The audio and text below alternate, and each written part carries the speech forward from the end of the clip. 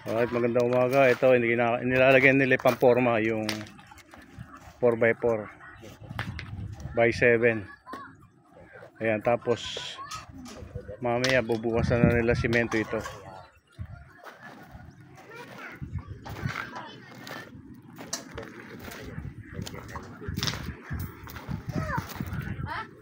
Ayan o, nakapaloob yung bakal sa loob. Yun yung pinakapampatigas. Tapos yung mga naka-usli na ito yung lalabas na pagkakabitan ng alambre o hog wire. Diyan isusuot doon sa ano na ito.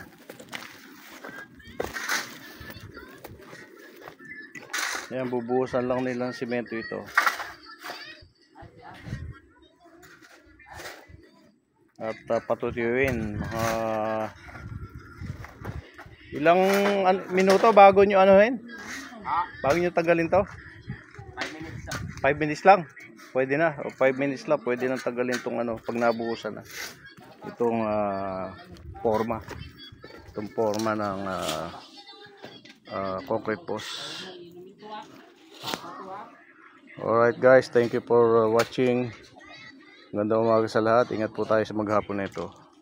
Dahil may bagyo po. Pero ulan lang naman. Signal number 1. Bye bye.